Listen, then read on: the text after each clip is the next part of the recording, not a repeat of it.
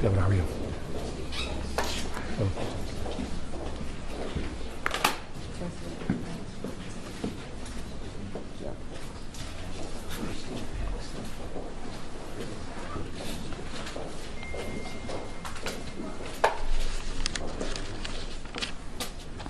President, please. Good evening, everybody.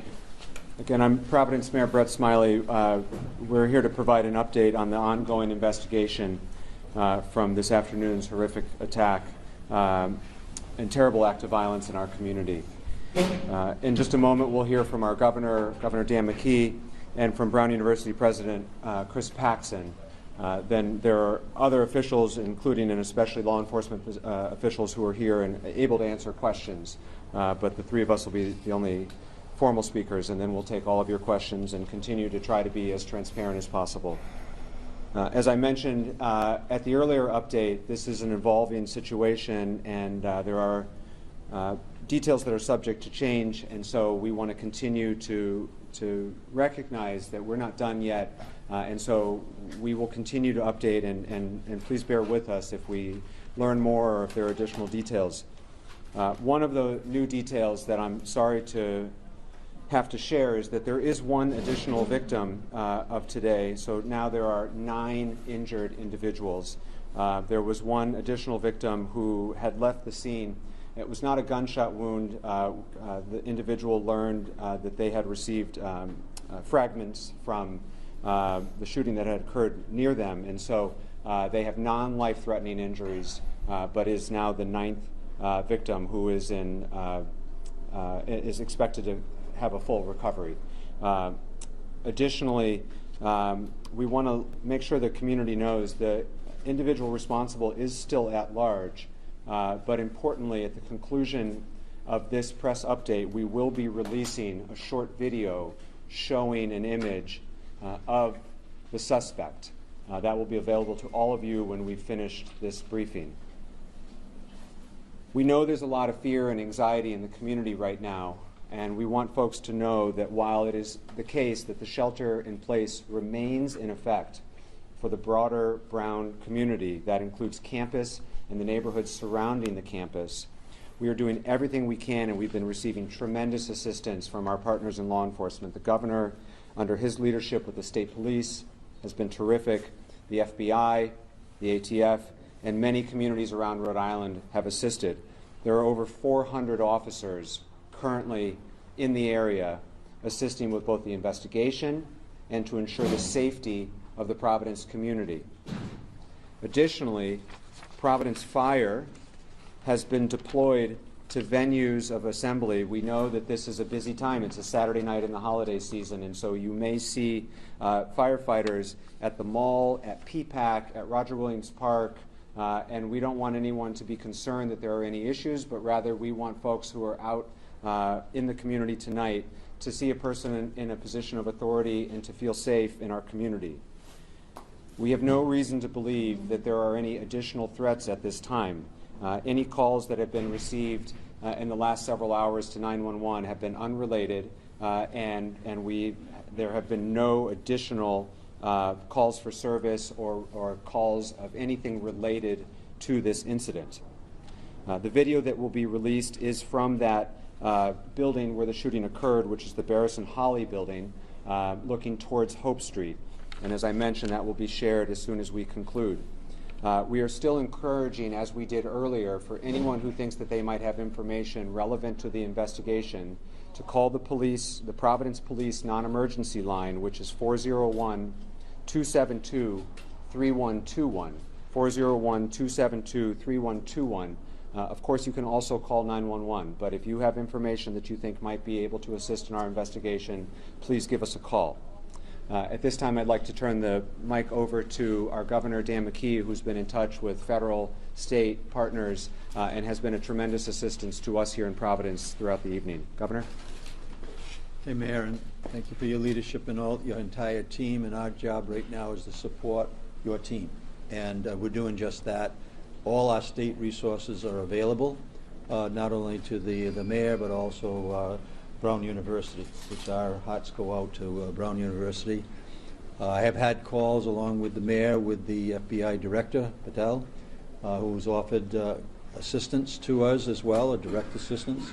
And I just received a call from the President Trump as well, expressing the same type of urgency and the same type of offers to respond to us in a way that we, one, keep people safe, but also, two, we're going to make sure that we catch the individual that brought so much suffering to so many people. And so with that, I would just say that we're going to continue to work together. State Police is on board. We know that there's going to be need for some counseling strategies, so we've already activated that through our health department. And we'll make sure that we take the lead from the mayor and then provide all the assistance we possibly can along with your lead as well, President Paxton. So with that, I'll give the mic back to you. Thank you, Governor. Now we'll introduce Brown University President Christine Paxson. Brown PD was the first to respond and has been an incredible partner, and we have two priorities right now as a community. One, to bring the individual responsible to justice, and two, to pray for the full recovery of those affected. The Brown community's heart is breaking, and Providence's heart is breaking along with it. We're a week and a half away from Christmas, and all of us are getting calls from concerned families, parents, employees, relatives. And so, President, we just want you to know that Providence and Brown stand together today, tomorrow, and in the months ahead. Please. Thank you. Yes, this is the day that one hopes never happens, and it has. I really appreciate everything that the local law enforcement and everybody is doing to help find this person, make sure that we can be safe as a community. Our focus right now is on supporting the families who have been affected by this, the families of the 2 students who sadly lost their lives today, as well as the 8, now 9 students who are in the hospital. We've been in touch with their families. I will talk to them soon. But you know, we will come together as a community and we'll get through this. Currently, the students are still all on lockdown, as are people in the area, and hopefully we can get them back to their dorms and feeling safe and secure as soon as possible. But thank you for everything you're doing, Mayor. Thank you, Chris. We'll take questions for law enforcement personnel, anyone who's here today and share as much information as we can at this time. Can we, Dan. Dan J. from Channel 10, Mayor, as you know, can you talk a little bit about what we're going to see in this video? Or can Deputy Chief Oates? We're going to ask Commander O'Hara to answer that question. Sure. What you're going to see is a video from the building where this incident took place, 184 Hope Street. It's of who we believe is the suspect, leaving that area, walking on Hope Street and taking a right on Waterman towards the water. He's going to be wearing dark clothing. You're not going to be able to see his face. Dark gray or black clothing. And some of the witnesses have also told us that he may have been wearing a camouflage gray mask. That is unconfirmed. But if anybody should recognize this person in any way, seen him earlier, recognize his gait, obviously we want to know about that as soon as possible. You had said, or somebody had said, and I want to make sure we're correct in reporting this, that he may have walked out of a building, and I'm wondering, how did he get access to the building, and is there video from inside the building? That I don't have the answer if there's video inside that building that depicts him. There is video inside that building. However, I haven't seen him on video inside that building. And he did walk out of the building. So can you explain that to me, in all of us? So he was in the building, but we don't have video of him in the building. We haven't recognized him in the video yet. We do see some video from inside the building of a commotion. Clearly students are running. However, we don't have from the video that I've seen so far, we don't have the suspect depicted in a video. Is there any reason to believe this is international terrorism, or is this just some disgruntled student? That we don't know yet. A disgruntled student that just came in to shoot up because he was upset about final exams or something like that? We're not Commander, sure. Amanda, have you been getting tips since the last briefing? Yes, some tips have been coming in, and we have been running them down. We're going to be using the assistance of the FBI to get categorize all the tips that come in so that we have it in an orderly format for us to look at. But yes, we have had some tips. None of them have worked out for us yet. Do you think, do you have a better idea than we did just 3 hours ago, since at least now you have a visual image? Yes, a little bit better, but we're still not there yet, John. Has law enforcement Ian. done inside the building? Ian first. Commander, has law enforcement done any building-by-building search of the area, surrounding area? Yes, we have. We've gone through some buildings. We've made sure that students that who barricaded themselves in were safe. We removed them, and they're now in a reunification center. How far has that search gone into the residential area around Brown? It's gone to all the buildings that we think that were affected by it. Any student that called us and said that they were barricaded and they didn't feel safe, those are the buildings that we checked. Deputy Chief, does that video show a gun? No, it doesn't. It doesn't show a gun? And also, Mayor, the president confirmed that all of the victims are students at Brown University. I can't confirm that. I don't have that information to Well, confirm. that's what you just said, right? President Paxton? That's what I've been told, yes. That all of the victims, including the 2 that passed, are students at Brown University. The last one who came in recently, I'm not sure. Okay. There was a question over here. There was blood stains on the sidewalk of Waterman clothing. Were all the shots done within the building, or were they shot outside? Well, the incident took place inside the building. Inside, there were blood stains and clothing outside the building. Where in the building did it happen?